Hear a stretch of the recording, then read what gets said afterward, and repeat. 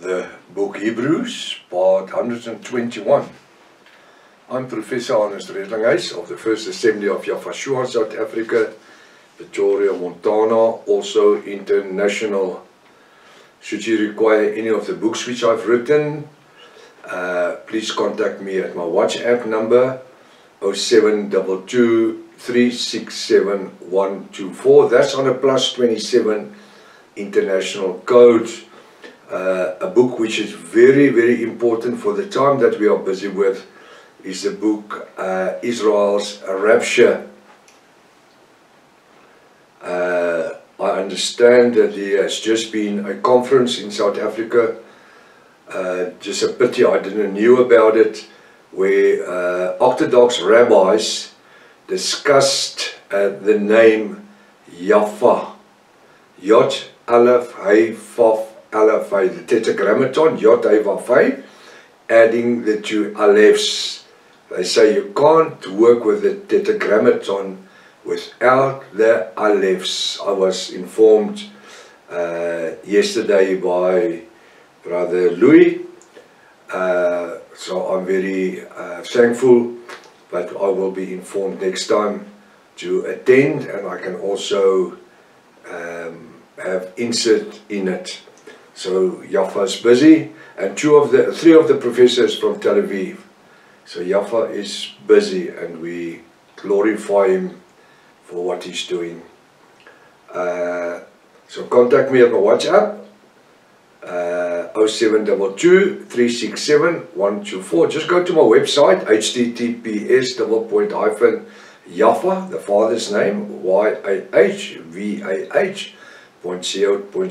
If this is the first time that you are to participate in the study, you are very, very welcome. But please go to part 1, start from the beginning, because of course you've missed out on quite a lot of information. Very important to subscribe to the channel to be able to receive the different notifications of all the other studies which we are busy with. Also our weekly TikToks, 5 times a week, Monday to Friday, new ones. Please share this link with your friends and family, and for those you love, make sure you at least have a 1611 King James Bible, a pen and notepad ready. Welcome to Breakfast with Prof. Ernest. Hallelujah. You are so welcome, and we're so excited when we see that Yafa is performing his promise when he said there will be a revival throughout the world, starting in South Africa in this ministry and the revelation word. Hallelujah. Now we continue where we left off on Friday, Hebrews 7 verse 11. Hebrews 7 verse 11. Now listen to the question. If therefore perfection were by the Levitical priesthood. Now I add, or a commentary, Christian people who does not understand the Bible does not realize to what extent words are used to create certain Christian theologies and dogmas. They don't know it. The word says, if therefore perfection were by the Levitical priesthood. What kind of a question? Listen to the question. If therefore perfection were by the Levitical priesthood. I want to use the next word. Why? Why? Why was it necessary for a New Testament, another covenant, a New Testamental covenant? The Bible reads in the 16th King James, for under it, the people, let me read it continuously, if therefore perfection were by the Levitical priesthood, for under it, the people, the Israelites, received the laws, in other words, the 613 laws of Moses. What further need was there that another high priest, it's not a priest, it's a high priest, should rise after the order of Melchizedek, and not be called after the order of Aaron? that you listen to the question. This whole verse is basically a question, wanting to know if there were perfection in the 613 laws of Moses. Why was it necessary for the Old Testamental laws to be cancelled in order to be able to bring a New Testamental covenant or New Testament with 2 kingly laws? Not 613 laws, 2 kingly laws. Hear Israel, Yahweh your Elohim is one, and you must love your brother like yourself. That's the 2 kingly laws, New Testamental laws, written with the blood, by the blood of Yahushua. When studying the Old Testament, let me just read this question again.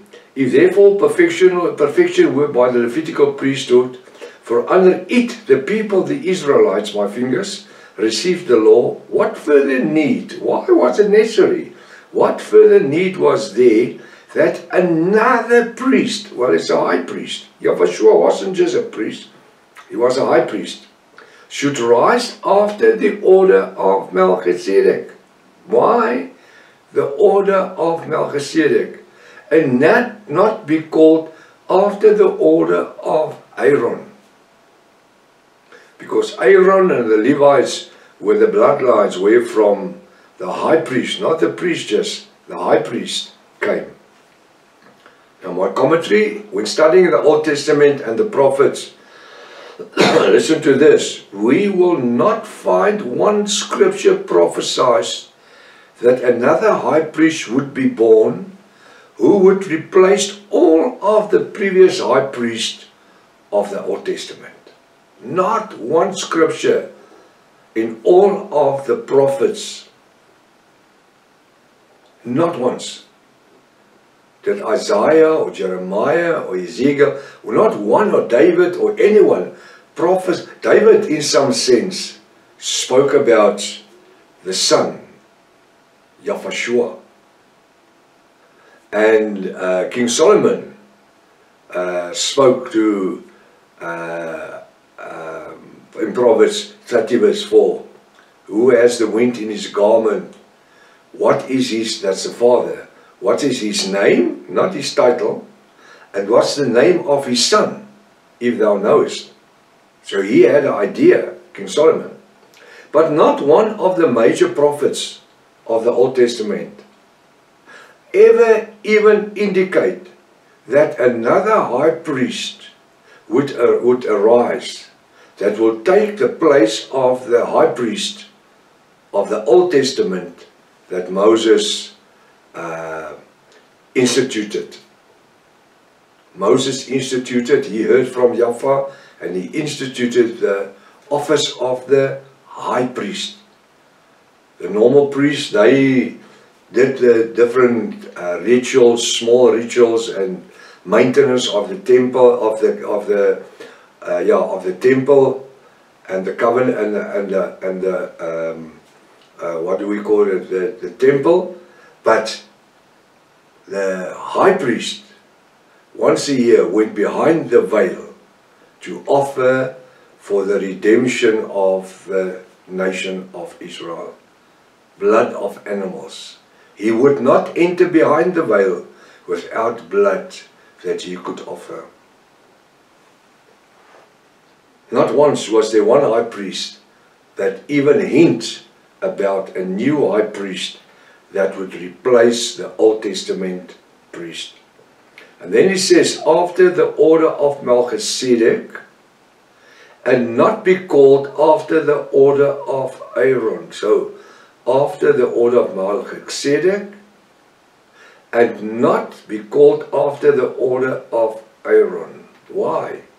Understanding the scriptures, when studying the Old Testament and the prophets, we realize that not one scripture prophesied that another high priest would be born after the order of Melchizedek. Not one high priest ever mentioned the order of Melchizedek.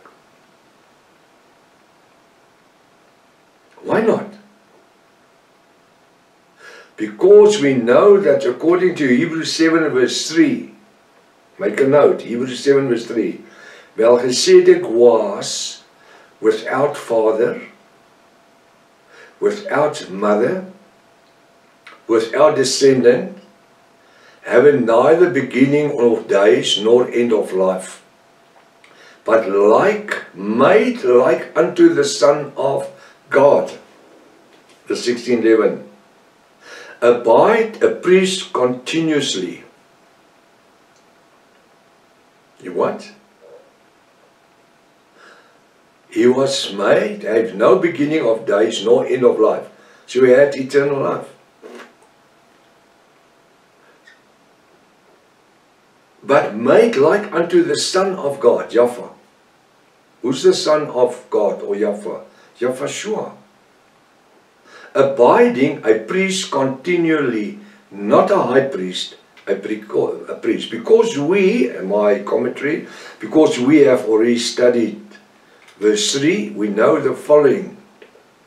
That the 1611 Bible and many other English translations try to make us understand and believe that King Melchizedek, now you must listen and tie your seatbelt, was made some sort of a supernatural being or some form of God or godly person. Do you understand that? The impression that is created here seems to be like Melchizedek just dropped from heaven. We had no brothers and sisters. He didn't have a father and mother. There was no bloodline where you can go. It's not really true. Because he was not a God or a Elohim.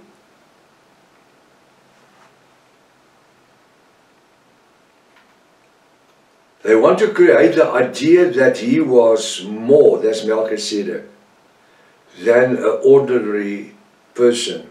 Now it says, without father, without mother, without descending, having neither beginning of days nor end of life. He was only a priest. Now you must listen nicely. He was not a high priest, but made like unto the Son of Yahweh. Who's the Son of Yahweh? Yahweh. Was Yahweh made a priest or a high priest? I can't hear. He was made a high priest. He was never a priest. But then Melchizedek, then Yahweh couldn't have been made after the order of Melchizedek, whose office was rated below Yahweh's office. Melchizedek was only a priest, Yahweh was a high priest. Meaning that King Melchizedek, after meeting with Abram, continued in his office as a priest of Salem. He, King Melchizedek, was, listen nicely, made like unto the Son of Yahweh, who is Yahweh. Now I ask, in what way? Can you explain to me in what way was Melchizedek made after the order? Or was he made after the Son of Yahweh? Or the Son of Yahweh, Yahweh? The Bible says that he was made unto the Son, like unto the Son of Yahweh. That's who? Yahweh. Now I ask a question, in what way? Now I've got a couple of things I'm going to just mention here. I want you to answer me. We want to find from the revelation word of Yahweh Is there any possibility that Melchizedek could even have been equal unto Yahushua? Because if Yahushua was made after the order of Melchizedek, it means that Melchizedek was above authority than Yahushua. I want to show you the difference. That Melchizedek could not even reach the standard of Yahushua, not according to the word and the history, the Bible. Did King Melchizedek walk on water? No. There's no reference to it. So that immediately, I want to keep them on the same par. Melchizedek, Yahushua. Did Melchizedek walk on water? No. So he's lower than Yahushua. Yahushua walked on water. Did Melchizedek open the eyes of the blind? No. He's lower.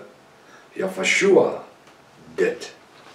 Now what I'm going to do here, I'm going to stop right here.